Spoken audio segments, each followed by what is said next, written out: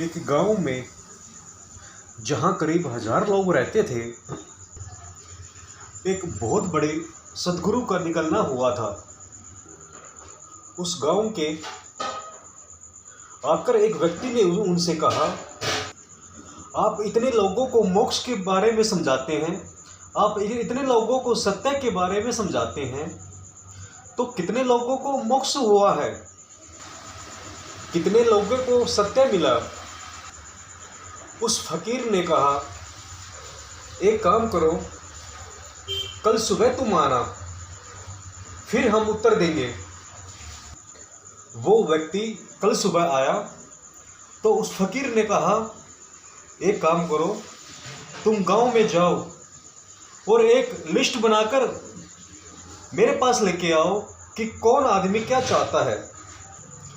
वो आदमी उस गांव में गया। 1000 लोग उस गांव में रहते थे। सुबह से शाम तक एक एक आदमी को मिलके पूछा कि तुम्हारी आकांक्षा क्या है, और सांझ को पूरी वो मेरिट बना के आया। उस फकीर ने पूछा, इस लिस्ट में कोई आदमी सत्य को भी चाहता है? उसमें एक भी आदमी नहीं था जो सत्य को भी चाहता हो। धन को चाहने वाले थे, यश को चाहने वाले थे, पुत्र पुत्री को चाहने वाले थे, और सब चाहने वाले थे, पर उसमें एक भी आदमी ऐसा नहीं था जो सत्य को चाहने वाला था। उन 1000 में से एक भी नहीं मिला कि मैं सत्य को चाहता हूँ। उस फकीर ने कहा, अगर लोग सत्य को नहीं चाहते हो तो सत्य उन्हें दिया नहीं जा सकता। सत्य किसी को दिया नहीं जा सकता है। ठीक ऐसे ही जैसे मैं आपको पानी तो दे सकता हूँ, लेकिन प्यास कैसे दे सकूँगा? और पानी अगर दे भी दूँ, प्यास ना हो तो उस पानी में अर्थ भी क्या होगा? दुनिया में बहुत लोगों ने जिन्होंने जाना है, अपनी बात कही है, लेकिन उनकी बात पानी है। आप में प्यास होगी तो अर्थ होगा, प्यास ना हो तो व्यर्थ हो जाएगा। सत्य की जिज्ञासा में पहली शर्त है प्यास होनी चाहिए। और प्यास का पता कैसे चलेगा? एक मुरस्थल में मुझको छोड़ दिया जाए, वो सूरज जोर से तपता हो और पानी कहीं दिखाई नहीं देता हो, और मैं प्यास से तड़पने लगूं। मैं प्यास से इतना व्याकुल हो जाऊं, कोई आकर कहे कि हम पानी तो दे देंगे, पर पानी हम जीवन के मूल्य पर देंगे।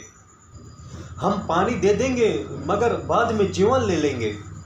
तो मैं पानी लेना पसंद करूंगा या जीवन बचाना? मैं पानी ले लूंगा और जीवन खो दूंगा। प्यास तब पूरी होती है जब हम उसके लिए जीवन भी देने के लिए तैयार हो। प्यास इतनी तीव्र होनी चाहिए कि हम उसके लिए सब कुछ देने के लिए तैयार हो, तभी सत्य पैदा होता है, तभी सत्य प्राप्त होता है। सत्य सस्ती बात नहीं है। असल में जीवन में जो भी महत्वपूर्ण है वो सस्ती नहीं है। और एक सत्य अपने किसी भी मूल्य पर नहीं पाया जा सकता सिवाय जीवन के। महावीर के समय में बिम्बिसार नाम का राजा ने उनसे जाकर कहा था, राजा ने कहा, मैं सत्य को प्राप्त करना चाहता हूँ, और आप जानते हैं मैंने दूर दूर की विजय प्राप्त की है और दूर दूर तक अपनी पताकाएं फैला दी है। जहाँ तक मेरा ख्याल जाता है वहाँ तक मेरा राजा फैल गया है। तो आप मेरी शक्ति से तो परिचित होंगे। अब मैं सत्य पाना चाहता हूँ। मैंने सुना है अकेले संपत्ति, अकेले राज्य के पा लेने से शांति नहीं मिलती, तो मैं अब सत्य को पा लेना चाहता हूँ। तो मुझे क्या देना होगा? सत्य को पा लेने के लिए मुझे क्या देना होगा? महावीर ने कहा, तेरे ही गांव में एक अत्यंत साधारण आदमी रहता है, तू उसके पास जा और उस मनुष्य से तू कहना, अपना एक ध्यान का जो पुण्य है वो मुझको दे दे। एक ध्यान का पुण्य, एक समाहिक का पुण्य, एक समाधि का पुण्य, और जो मूल्य वो मांगे उसे दे देना। वो बिम्बिसार गया और उस नागरिक को कहा, जो चाहते हो वो ले लो और मुझे तुम्हारे एक ध्यान का पुण्य चाहिए। उसने कहा, बड़ी मुश्किल है, मैं अपने प्राण दे सकता हूँ मगर मैं ध्यान नहीं दे सकता। इसलिए नहीं कि नहीं देना चाहता, इसलिए कि देने का कोई उपाय नहीं है। मैं अपना प्राण दे सकता हूँ मगर अपना ध्यान नहीं दे सकता। मैं आपको प्रेम तो कर सकता हूँ लेकिन अपना प्रेम नहीं दे सकता, किंतु वो क्षमता मैं आपको नहीं दे सकता कि आप प्रेम करने लगे। कोई व्यक्ति अपने आनंद की ज्योति आपको पर फेंक तो सकता है, लेकिन कोई आपको आनंद नहीं दे सकता है कि आप आनंदित हो जाए। अपना आनंद कोई आपको नहीं दे सकता है कि आप आनंदित हो जाए। दिया आपको प्रकाशित तो कर सकता है, लेकिन आपके भीतर जाके दिया नहीं बन सकता। कुछ है जो नहीं दिया जा सकता, और जो नहीं दिया जा सकता वही मूल्यवान है, और जो दिया जा सकता है वो 2 कौड़ी का है। इस जगत में 2 ही तरह की चीज़ें हैं। एक वो चीज़ें जो दी जा सकती है, बेची जा सकती है, बाजार में खरीदी जा सकती है, जिनका मूल्य निर्धारित हो सकता है। कमोडिटी, सामग्रियाँ, वस्तुएं हैं। और एक और तरह की चीज़ें हैं जिनका बाजार नहीं हो सकता, जिनको दिया नहीं जा सकता, जिनको बांटा नहीं जा सकता, जिनको खरीदा नहीं जा सकता। बस 2 ही तरह की चीज़ें हैं इस दुनिया में। जो पहली चीज़ों के लिए अपने पूरे जीवन को गवा देता है वो बिल्कुल व्यर्थ गवा देता है। जो दूसरी तरह की चीज़ों में लगा है वो संपदा को उपलब्ध होगा, वो संपत्ति में उपलब्ध होगा, उसे कोई आधार मिलेगा, उसे कोई आनंद, कोई अलौकिक उपलब्ध होगा। पहली तरह की चीज़ों को हम वस्तुएं कहते हैं, दूसरी तरह की चीज़ों को हम अनुभूतियाँ कहते हैं। धर्म का संबंध वस्तुओं से नहीं, अनुभूतियों से है। अनुभूतियाँ भी कमाई जाती है। उस छोटे से साधक ने कहा, अपने प्राण दे सकता हूँ लेकिन अनुभूति कैसे दूँ? तो महावीर ने जाकर पूछा कि उसका मूल्य क्या है। तो मैं मूल्य कैसे बताऊँ? बिंबिसार जाके वापस लौट आया, उसके समझ में नहीं आया। उसको ख्याल आया, कुछ चीज़ें ऐसी भी हैं जो मेरी संपत्ति और राज्य से बड़ी है, जो शक्ति से उपलब्ध नहीं हो सकती।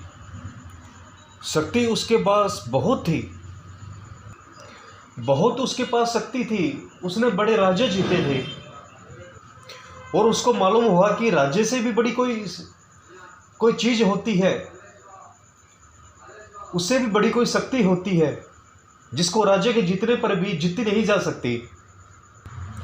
और उसे लगा कि मेरी सारी शक्ति व्यर्थ है, एक व्यक्ति के ध्यान को मैं नहीं खरीद सकता।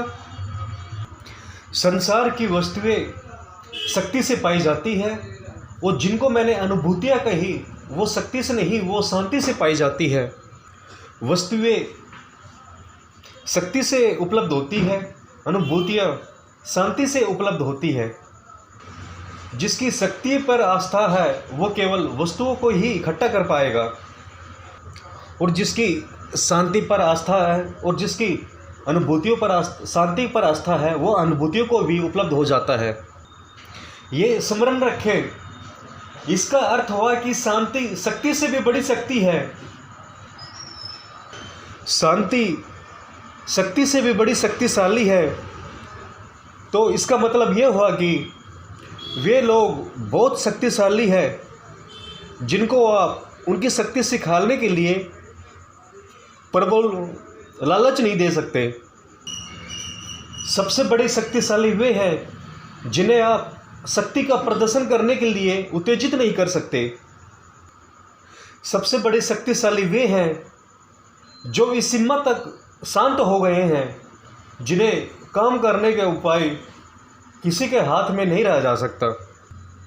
शांति अद्भुत शक्ति है, ये दूसरे लोग की शक्ति है, और शांति भूमिका है सत्य को पाने की। जो शांत नहीं है वो सत्य को कभी नहीं पा सकता।